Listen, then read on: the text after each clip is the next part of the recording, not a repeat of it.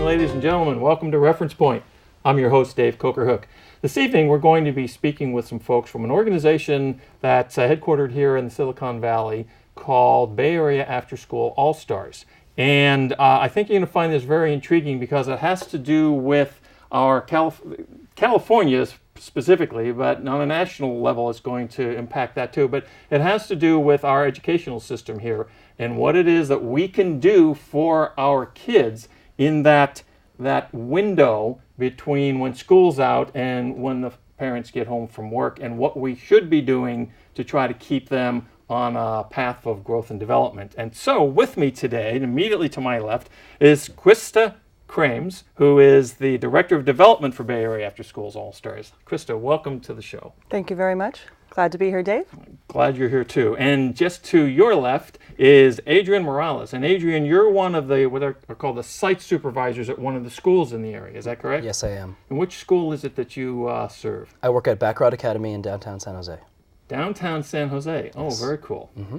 Well, what I wanted to do is I wanted to really start out by trying to give folks that are watching a sense as to what it is that After School AllStars is all about, and how it is that this organization came to be doing the kind of fantastic work that it's doing. So, Krista, let's start with you. Tell us a little bit about what the AllStars program is all about and what impact you're seeing this have here in the community.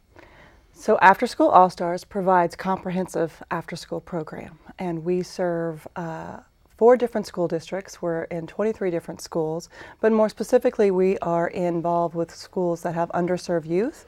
All of our schools are more than 52% on free or reduced lunch, as deemed by the federal government.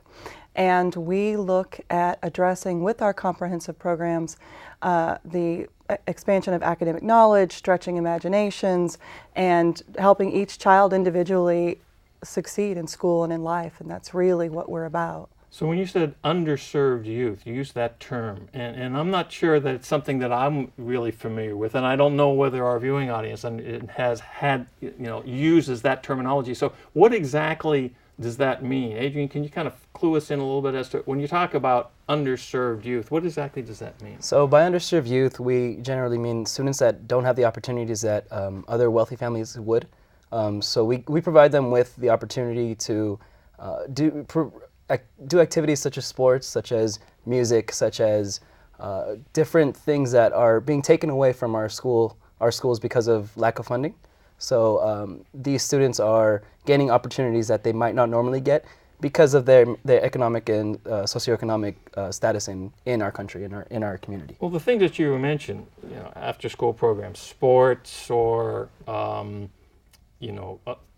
music classes or debate club or any of the sorts of things that were going on when I was in school, which is a few years back, but when I was in elementary and middle school and high school, there were all these things that kids had a chance to choose from and things that you could do afterwards that were a lot of fun, very interesting, and everybody not everybody, but a lot of the kids wanted to get involved in doing something. Mm-hmm. Either that or we had jobs to go to when we were in middle school, high school. Absolutely.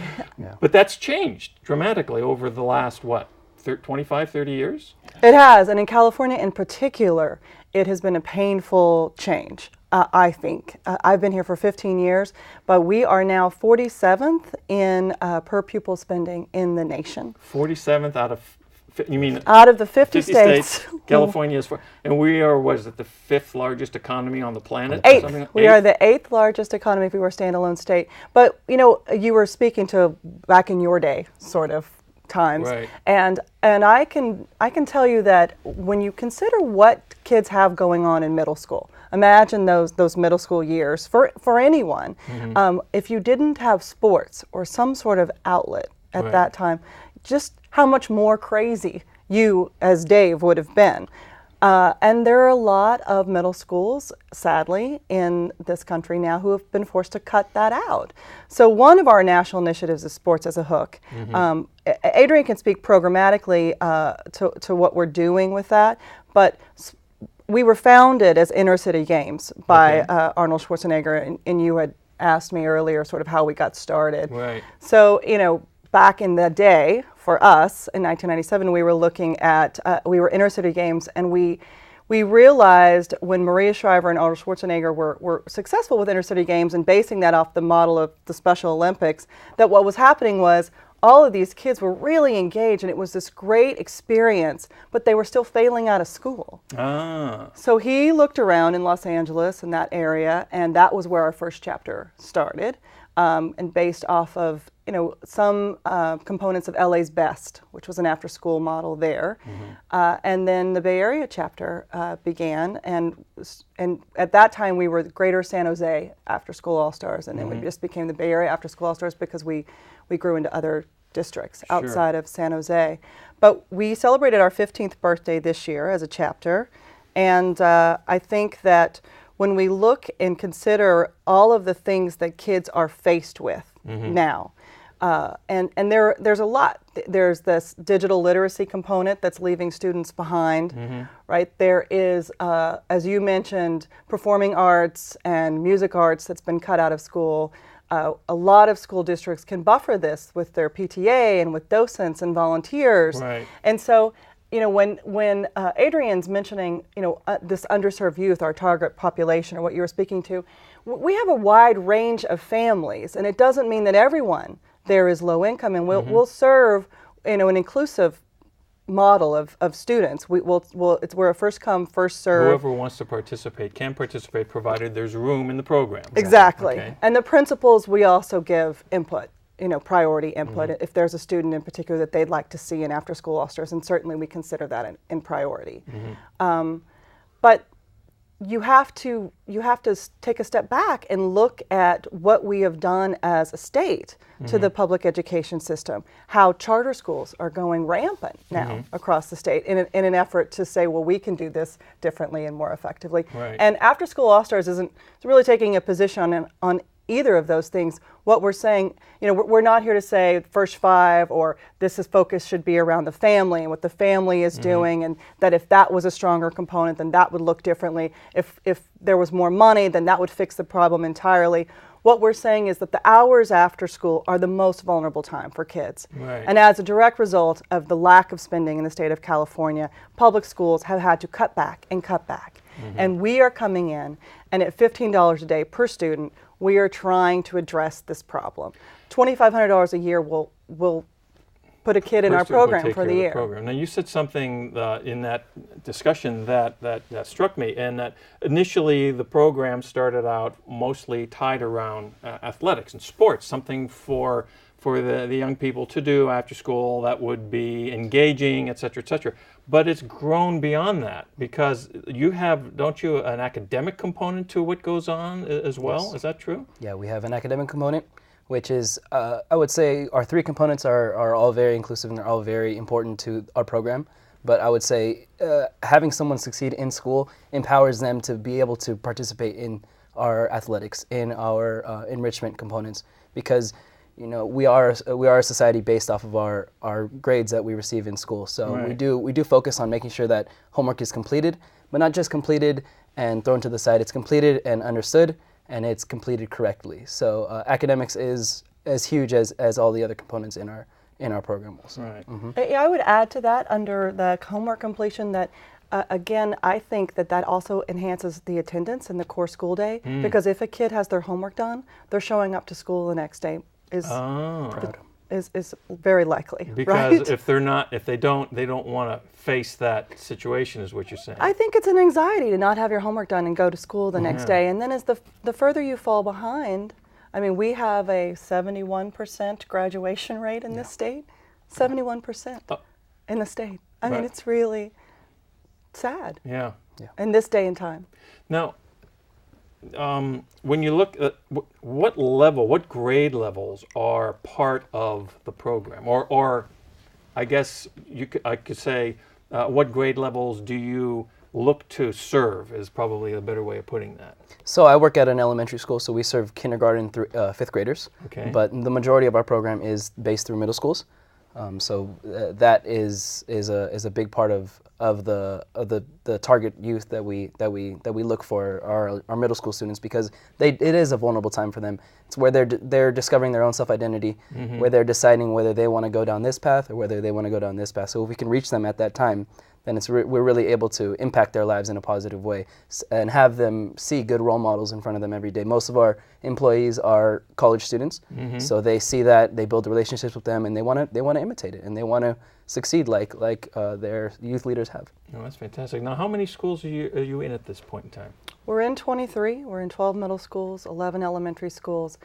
Middle schools are nationally our focus.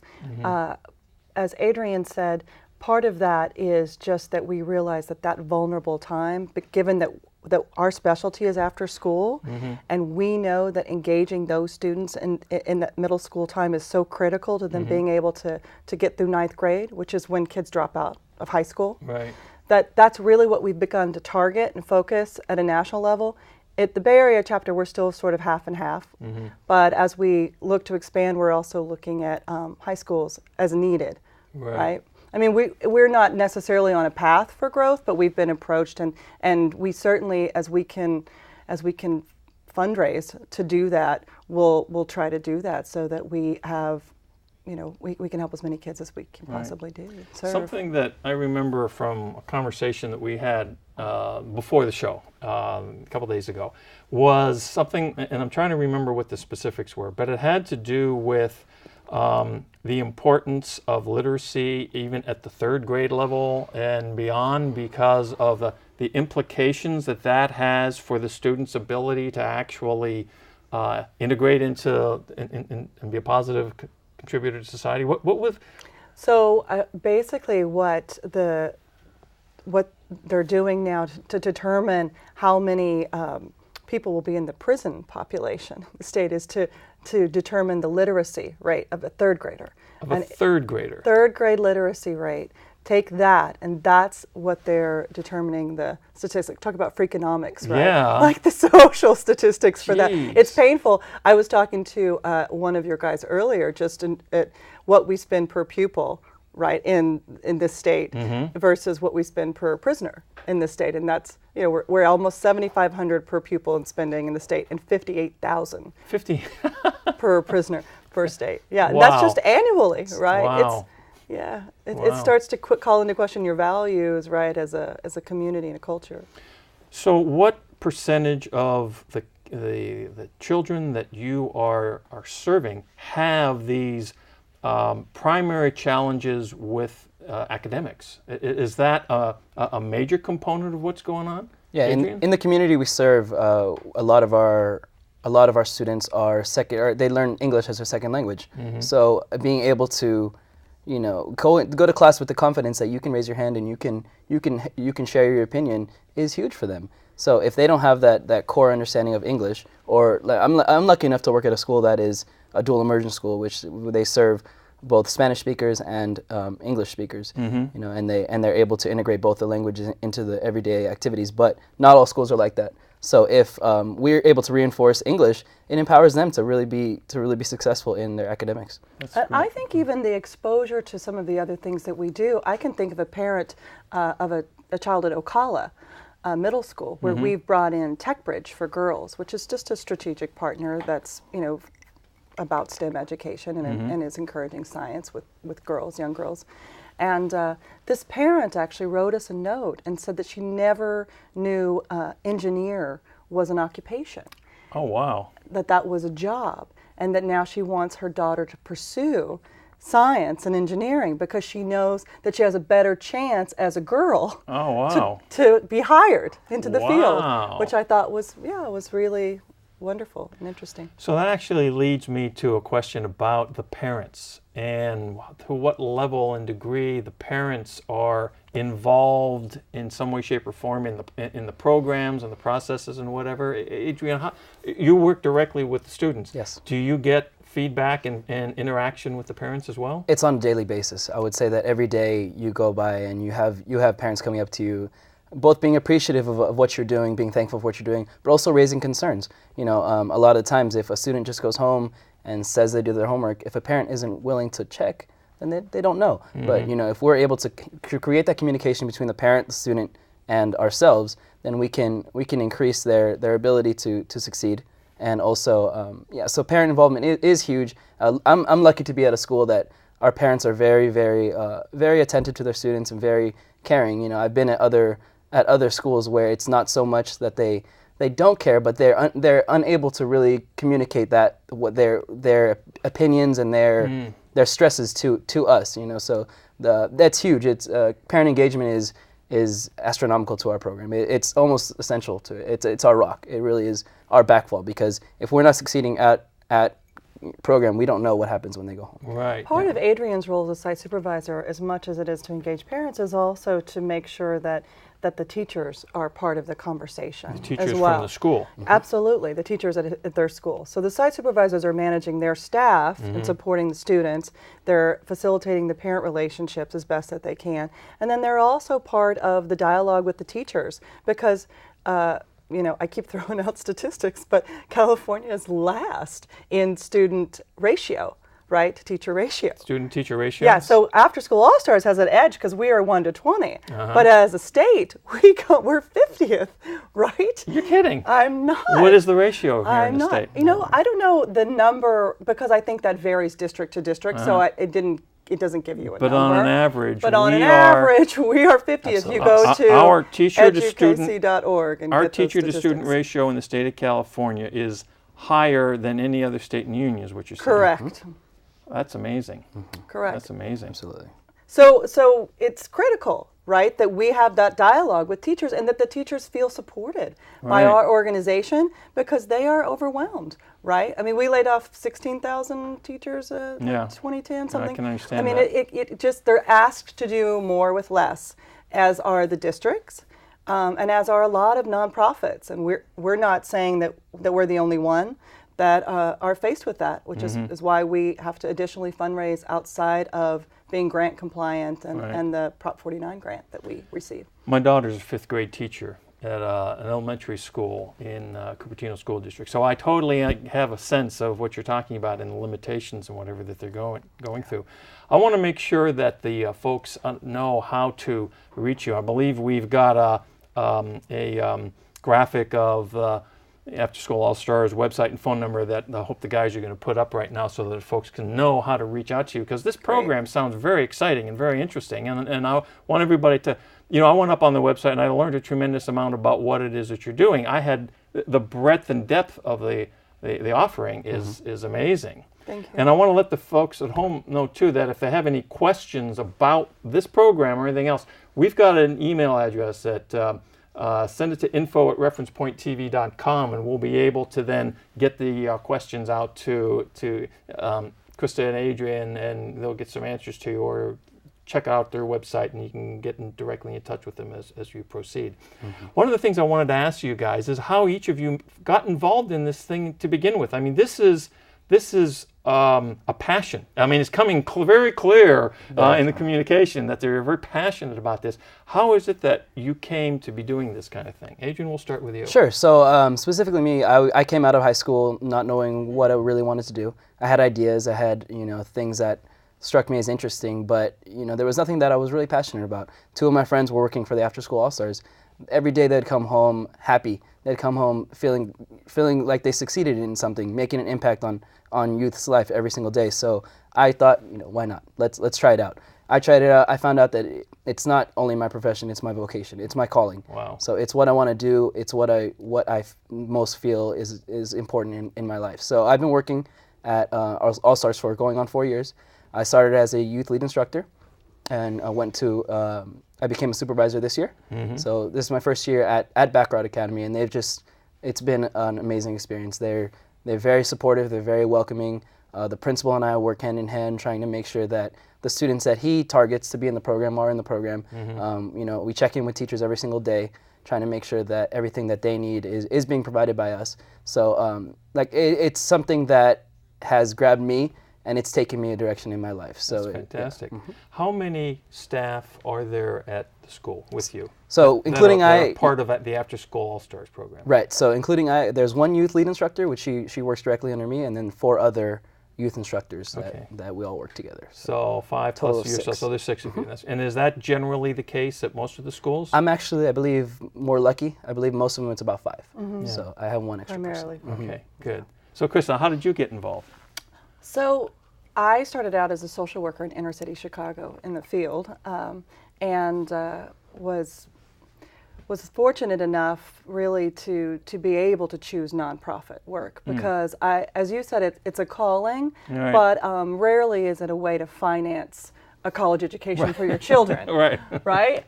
So I started that there, and then when I moved to California, I worked for EMQ, Eastville Ming Kwong, and did a lot of training and development for them, and then found After School AllStars through a couple of friends who were on their board of directors, and they were looking for a director of development because they realized, and they had not had one, this position had not existed before me, but they realized that that the spending per school site over and above the ACES compliant grant, which is After School Education and Safety, Prop 49 grant, that we needed to raise money to be able to do that as effectively and comprehensively as we wanted to do it.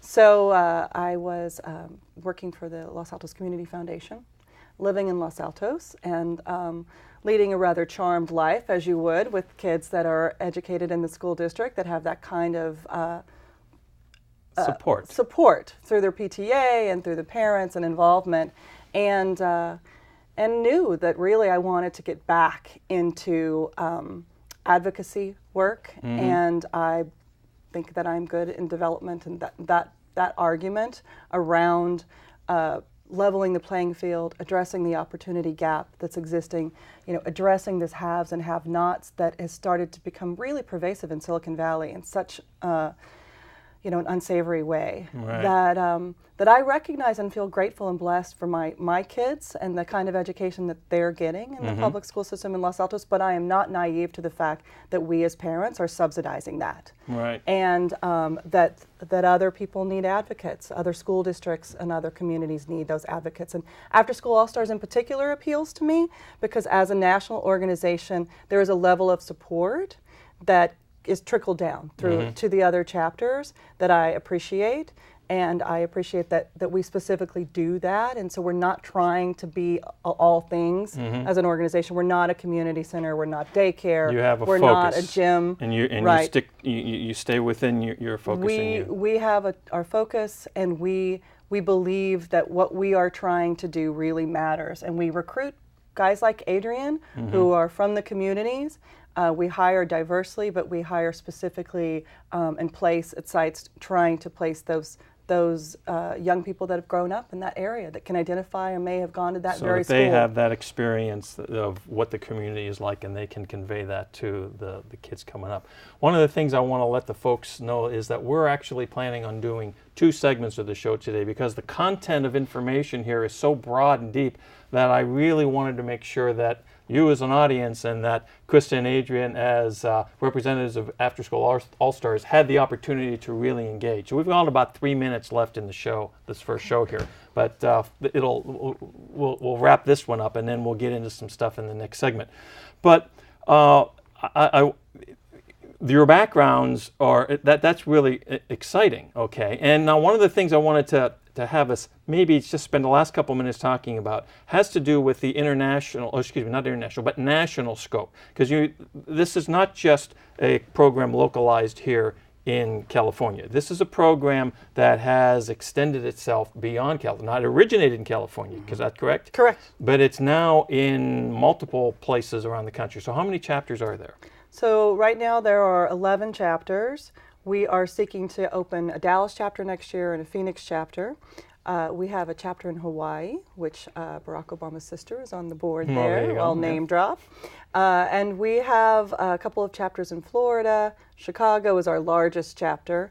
And so it really it has varied in terms of what district and what state and governor is seeking our help and how we are able to land. I can tell you that, funny enough, a funny story is that it started where the Planet Hollywoods were originally placed because Arnold Schwarzenegger Governor thought Schwarzenegger, that was the way to fundraise. Right. So he thought, if I can place them where my restaurants are, we can fundraise at the restaurants for the chapters, and that will help get this going. This was before he was governor, before Prop 49 existed, and we Uh-huh. were really looking, you know, Hummer was one of our initial wow. sponsors when we very first started, because, you know, Arnold Schwarzenegger was an advocate was, at the yeah. time. So it's really, we've come a long way. And in how many truth. students nationally are serviced by the program? Do you have any idea? Yes, I do. In fact, over 85,000 students 85,000 nationally. students and 11 chapters in a whole slew of states. Wow. Indeed. That's fantastic. Well, when we come back for the next segment, I want to talk a little bit more about the how you measure success in your program, what you're seeing with the students. You guys have been doing this for 15 years here in California, and so that tells me that the students who started 15 years ago, they're through elementary school, middle school, and college and moved on. So I'm going to be real interested in what kind of information and feedback we might have on that. And also, I think we'll want to talk a little bit more about each of the programs to give a little bit more understanding of the components that you guys are offering, because this is what you've told me so far is fantastic and amazing, and I'm really looking forward to getting a little bit more. So just before we end off today, is there any let's do this. We have a few seconds here. So you mentioned that there are places and times when people can you have activities, you fundraise and stuff like that. You told me about one thing that's coming up in May. You got 15 seconds to tell people about what's happening in May. May 17th is our annual celebration golf tournament. It will be in Cinnabar Hills in South San Jose. So please join us. Sign up your foursome. We'll have lunch provided by Hog Seafood, the delightful Seafood Brothers in Campbell, and we'll have dinner as well when you come in off the course. There's always fun surprises at every given hole. Anybody who's attended our annual celebrations in the past, but this is our 11th year. This one will be in Cinnabar. Fantastic. Go to the website, www.bayallstars.org. It will be there. Great. Thank you, guys. Appreciate that. So, ladies and gentlemen, definitely tune in to our next segment, because we're going to spend some more time here with the Bay Area After School All-Stars and learn a little bit more about their programs and the impact they're having in the community. So thanks for watching us. I want to thank Krista and Adrian for being here this evening, and we'll see you next time on Reference Point. Thank you, Dave.